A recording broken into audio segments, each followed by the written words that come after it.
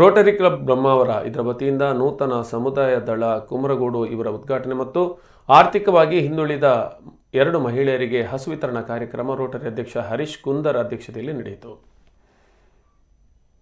ಈ ಸಂದರ್ಭ ಕಾರ್ಯಕ್ರಮಕ್ಕೆ ಅತಿಥಿಯಾಗಿ ಆಗಮಿಸಿದ ದಕ್ಷಿಣ ಕನ್ನಡ ಸಹಕಾರಿ ಹಾಲು ಉತ್ಪಾದಕರ ಒಕ್ಕೂಟದ ಅಧ್ಯಕ್ಷ ರವಿರಾಜ್ ಹೆಗ್ಡೆ ಮಾತನಾಡಿ, ಗೋಮಾತೆ ಎಂದರೆ ಭೂಮಾತೆಗಿಂತ ಹೆಚ್ಚು ಮಹತ್ವ ಇದೆ. ಭೂಮಿಯ ಫಲವತ್ತತೆ ಉಳಿಸಿ ಬೆಳೆಸುವುದು ಗೋವು. ಅದನ್ನು ಅಶಕ್ತರಿಗೆ ನೀಡಿದ ರೋಟರಿ ಸಂಸ್ಥೆ ಮಾದರಿಯಾಗಿದೆ ಎಂದರು. ಇದೇ ಸಂದರ್ಭದಲ್ಲಿ ಬ್ರಹ್ಮಾವರ ರೋಟರಿಯಲ್ಲಿ ಹಲವಾರು ಜನಹಿತ ಕಾರ್ಯ ಮಾಡುತ್ತಿರುವ ಅಧ್ಯಕ್ಷ ಹರೀಶ್ ಕುಂದರ್ ಅವರನ್ನು ಊರವರು ಕಾರ್ಯಕ್ರಮದಲ್ಲಿ ಸನ್ಮಾನಿಸಿದರು. ಜಿಲ್ಲಾ ರೋಟರಿ ಗವರ್ನರ್ ಎಂಜಿ ರಾಮಚಂದ್ರ ಮೂರ್ತಿ, ಸಿಎ ಪದ್ಮನಾಭ ಕಾಂಚನ್, ಸುಶೀಲಾ ರೈ, ಸತೀಶ್ ಶೆಟ್ಟಿ, ಉದಯಕುಮಾರ್ ಶೆಟ್ಟಿ, ಸುರೇಶ್ ಪೂಜಾರಿ, ಶ್ರೀಧರ್ ಶೆಟ್ಟಿ ಇನ್ನಿತರರು ಉಪಸ್ಥಿತರಿದ್ದರು.